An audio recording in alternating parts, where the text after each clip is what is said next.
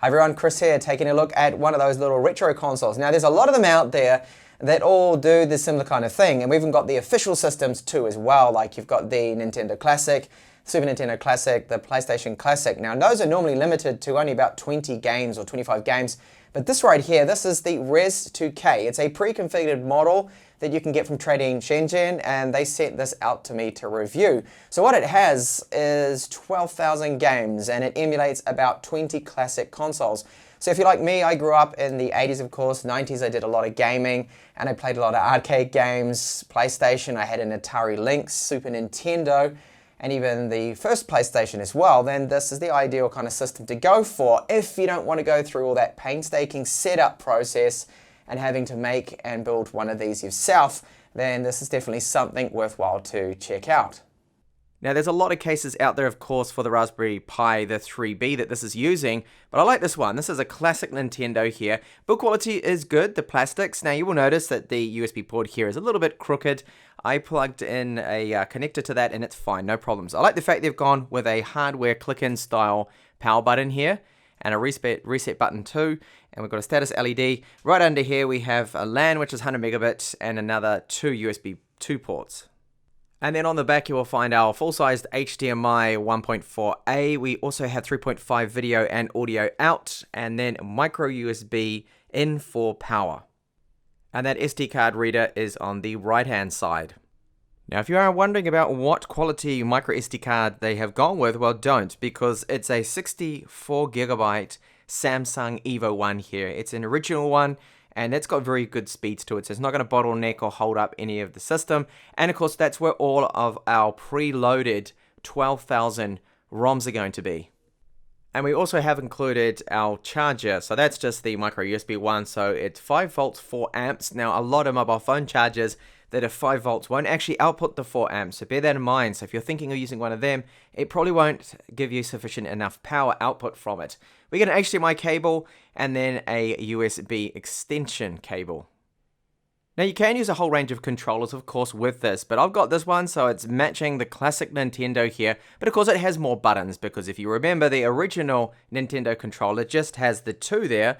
This has the additional 2 front-facing ones, and then we've got 2 shoulders ones there too as well. So it's got an internal battery. Status LED, one is flashing when it's connected up, and then the other one is when it's charging, and that goes out once it is fully charged.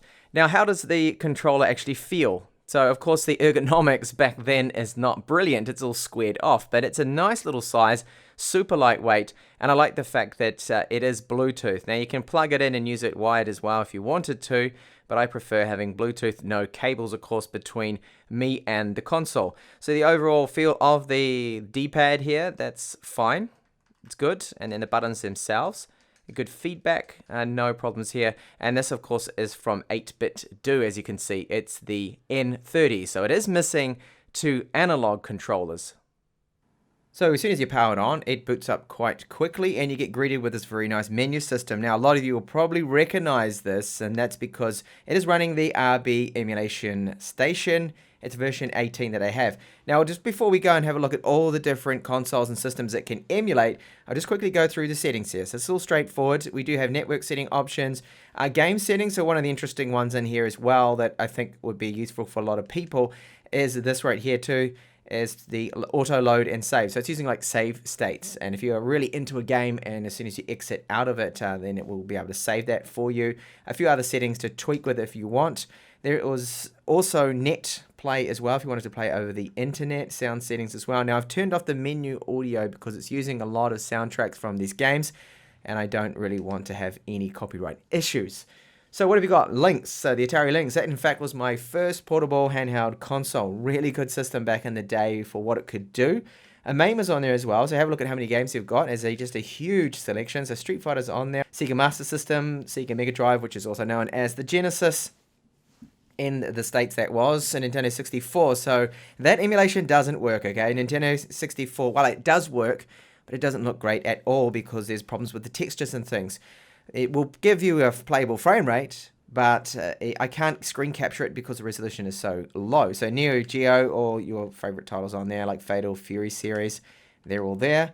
The Nintendo, of course, which this console looks like, the original entertainment system, and they've got Super Nintendo on there as well. So Neo Geo Pocket, Pocket Color, PC Engine too, so a lot of titles there that some of you may remember.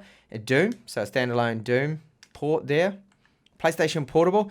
Now, PlayStation Portable is not running, okay? Every time I go to launch it, it just goes back to the menu. So that's one that's not working. PlayStation, Mega Drive, Sega Mega CD, or Sega, and the SG-1000 as well. Super Nintendo, so these ones run absolutely perfect. The Super Nintendo, really good emulation, and we've got a massive selection in there, as you can see. So all your favorite titles, Virtual Boy, and even the Wonder Swan and Wonder Swan Color. Sinclair, so for your real oldies out there, that look at the graphics of this one. Wow, that's just a little too old for me. I mean, some of those games actually have pretty decent gameplay, but of course, it's just, they look so dated. The ZX Spectrum, Amstrad, Apple II, Atari 2600, Atari ST as well, Game Gear, Game Boy, Game Boy Advance, Game Boy Color. So what's missing for me that should be about here is the Amiga 500. That's my gaming, well, it was a PC, but that's what I grew up with. And they could have Commodore 64 on there as well. But hey, you can't have everything. And there's now PlayStation emulation, so all the PlayStation games, they run well, and yes, the graphics was that bad back then. You kind of forget how bad it was.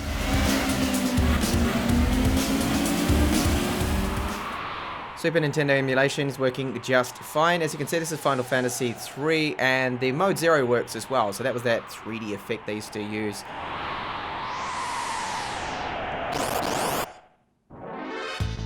So the emulation here is just absolutely spot on, as you'd expect.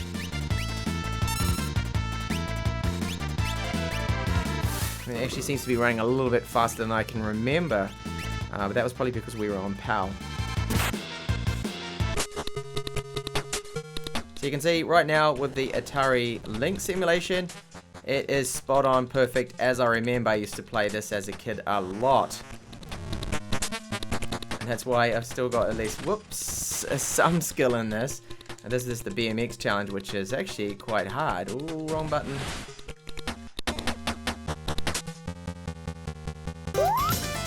This is Sonic Sega CD, or Sega CD, however you want to pronounce it. This is running just fine, as you can see. Frame rate's keeping up.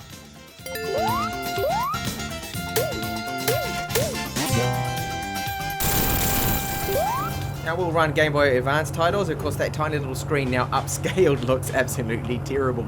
Huge, massive pixels.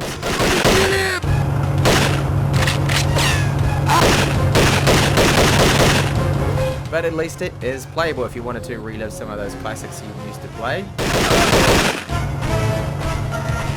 So who this really is aimed at, I think, is people that don't want to mess about searching for those ROMs, searching for games, searching for different systems, and you want something that's just plug in and play nice and easy, because the RES2K is all set up for you. It's just all done for you, so there's that convenience to it. It's just so convenient that it's all there, and you can go through, have a trip down memory lane, play some of those old titles, old systems that you used to back in the day as a kid, and see if you've still got it. See if you can actually complete the levels like I did, and you find that some games you've still got it, and others, well, you realize that actually this was a real hard game back then.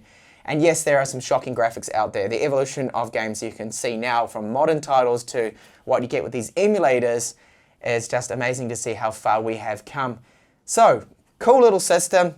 Of course, it's not absolutely perfect, but really, as mentioned, convenience. This is all about convenience, just having the package, everything there. Other cases as well that you can get for it, as well as different controllers.